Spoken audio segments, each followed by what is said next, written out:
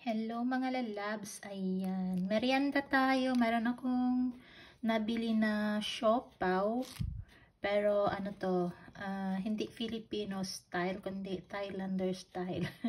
Ayan, kasi galing ako sa isang event nung nakaraang araw, meron silang tinitinda na siopaw doon. Kaya bumili po ako.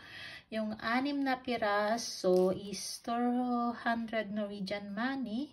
6 na piraso. Yung kinalabasan yan sa pesos is 1,000 something. Yan, depende sa value ng pera, no? So, 6 na piraso, 1,000 pesos. At ito lang kaliit. Yan, dalawang klase to ng lasa. Yan, ito siya, oh.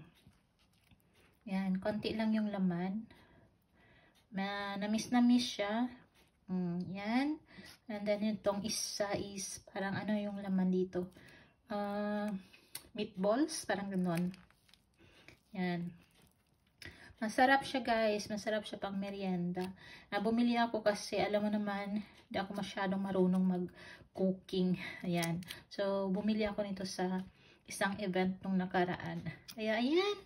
Kain tayo. At meron akong tinimple na kape. Black coffee. Tsaka ito, i-ano natin, kainin natin pang merienda. O, diba? Ayan.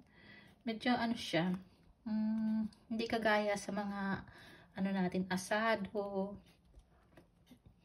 Konti lang yung laman.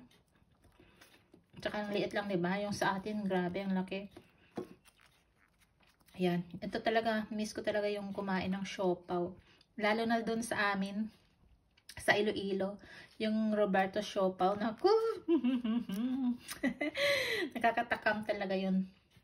Yun ang gusto ko talaga doon sa ano, sa Iloilo, yung siopaw nila. Yan. So, ayan, kain tayo, merienda time. Thank you for watching and see you. Thank you, bye-bye.